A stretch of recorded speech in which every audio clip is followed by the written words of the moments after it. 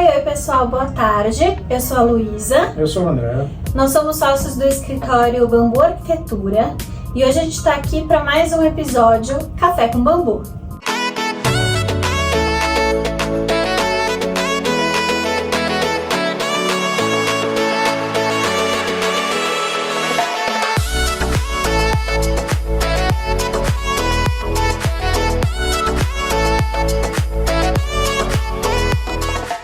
No episódio de hoje nós vamos mostrar para vocês algumas opções de terreno, entre plano, aclive, declive e quais são as melhores opções para a construção e o projeto.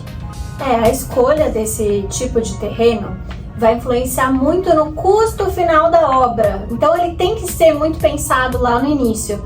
E além de influenciar no custo, vai influenciar em algumas características do projeto também. Existem basicamente três tipos de terreno: terrenos de aclive, quando o terreno sobe, terrenos de declive, quando ele desce, e os terrenos planos, que são praticamente retos, né? Planos.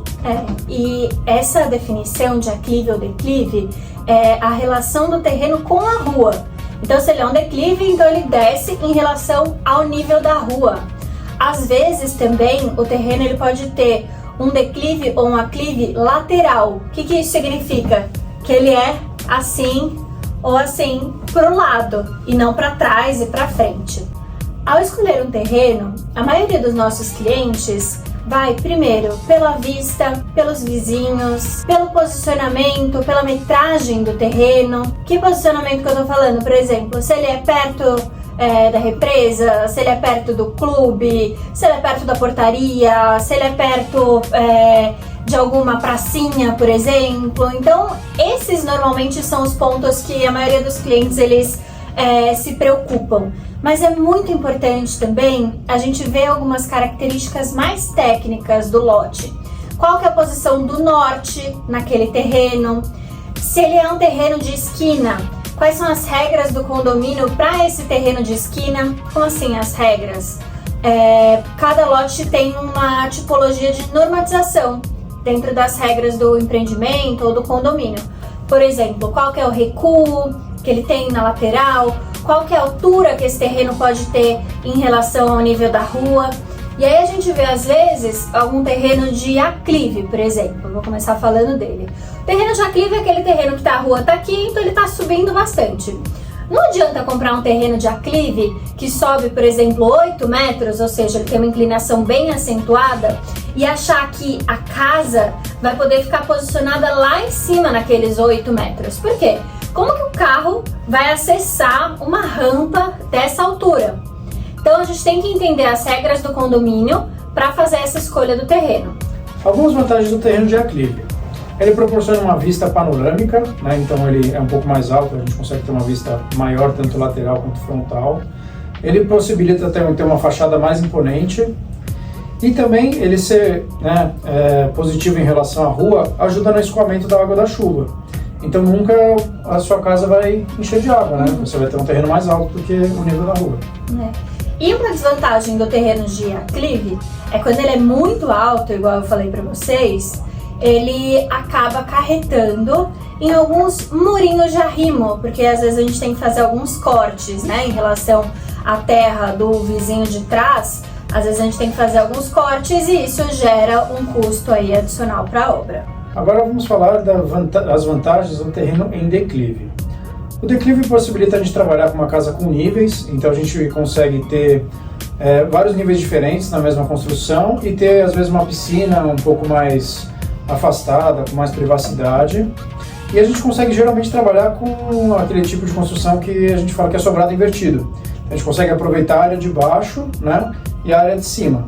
E a maioria dos condomínios permite fazer essa parte de baixo como um pavimento a mais. Então, possibilitando até ter uma casa de 3 andares. E falando de desvantagem, já que eu tô sendo a vilã hoje, o terreno de declive, ele na maioria das vezes ele vai ter uma estrutura também um pouquinho mais complexa para a gente fazer esses cortes, né, essa sustentação da casa nesses níveis. Ela acaba tendo escadas quando a gente faz esses níveis ou rampas, o que torna a casa não acessível como num terreno plano.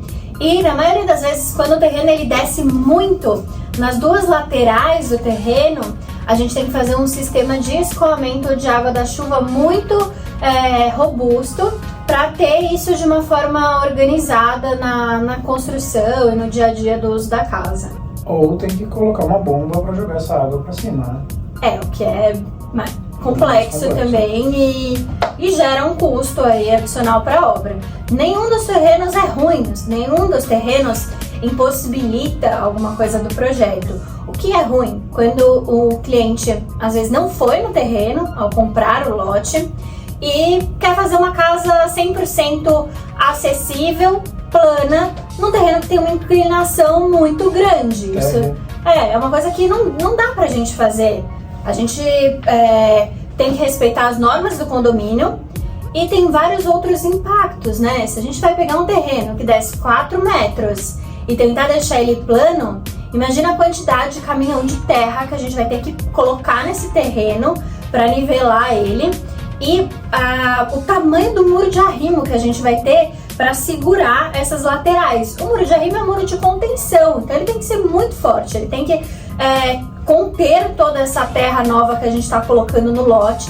E é uma terra que ela vai se assentando, né? Então ela vai descendo, tem que ser feita uma compactação, que é algo que é caro também. Então a gente tem que, a minha opinião, para qualquer projeto de arquitetura, acho que do André também, é aproveitar o terreno da forma que ele é e posicionar o projeto arquitetônico aproveitando o terreno, o lote, com o seu desnível da forma natural. Uma dica bacana que a gente tem para dar na escolha do lote, o ideal é a pessoa ir lá diversas vezes, né, durante o dia para ver a insolação, né, onde o sol nasce, onde o sol se põe, em várias posições do sol em relação ao lote. Porque nós do ramo de arquitetura, a gente vai no terreno e a primeira coisa que a gente faz é pegar o nosso celularzinho e abrir a bússola. Por quê? A gente vai entender o caminho do sol, né, com essa bússola. A gente vai ter essa noção de uma forma mais estratégica para posicionar a casa naquele terreno, de uma forma que a insolação valorize os pontos focais de cada família. Então pode ter uma família que prefere que o quarto não bata sol de manhã, porque acha ruim, porque não vai ter ar-condicionado e não quer ficar passando calor de manhã. Tem outras que pode ser o oposto. Então a gente tem que entender o caminho do sol, não existe certo ou errado para essa posição. Eu acho que a única coisa que é unânime é que todo mundo quer uma piscina no sol. Então isso é uma coisa que todo mundo pede. E normalmente a piscina ela vai na direção do norte. É raro a gente ter uma piscina para o sul, quando o cliente quer uma piscina que bata mais sol à tarde, tá? Então essa é uma escolha legal. A gente tem que entender a posição do norte, entender o terreno, ver o impacto que os terrenos vizinhos já têm ou terão na nossa casa. Se for um sobrado. Tem cliente que fala assim, ai, nossa, eu nunca escolheria um terreno que já tem vizinho. Gente, eu acho incrível escolher um terreno que já tem vizinho, porque aí vocês não tem que ficar adivinhando como que vai ser a construção do vizinho. Exatamente. E o impacto que essa construção vai ter na casa. Então é legal até ter vizinho. E acho que é isso. Algumas dicas, então. Entendam o terreno.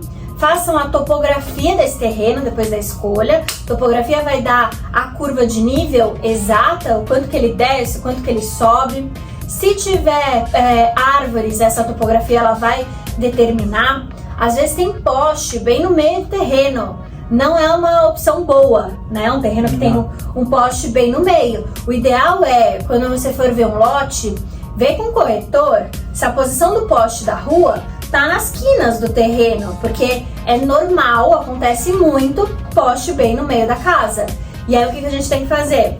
Ou desviar a entrada da garagem, entrada de pedestre, para não ficar desagradável, ou entrar em contato com a companhia de energia elétrica e fazer essa movimentação do poste. Lembrando que essa movimentação tem um custo, né? Que isso pode ser... Então eu acho que tem casos que a gente não tem como colocar a garagem num lugar que não seja na frente do poste. E aí o cliente tem esse custo de movimentação. Nos condomínios que a gente conhece, fica em torno de 3, 4, 5 mil reais, mais ou menos, tá? Nos condomínios no interior, em Itu, Só que é melhor evitar isso, né? Tipo, já compra um lote que tenha os postes nas laterais certinhas. Gente, é isso. Na semana que vem a gente vai voltar com mais um bate-papo. Se vocês tiverem qualquer dúvida em relação à escolha do terreno, se vocês estão buscando um terreno, fazendo pesquisas, a gente dá esse suporte sempre para qualquer cliente, para qualquer pessoa. A gente já teve clientes que estavam em dúvida entre 3 lotes e sabiam que iam fazer um projeto com a gente e me pediram para ir lá, para ver os lotes, para ajudar a escolher. Esse é um serviço que a gente faz aqui no escritório.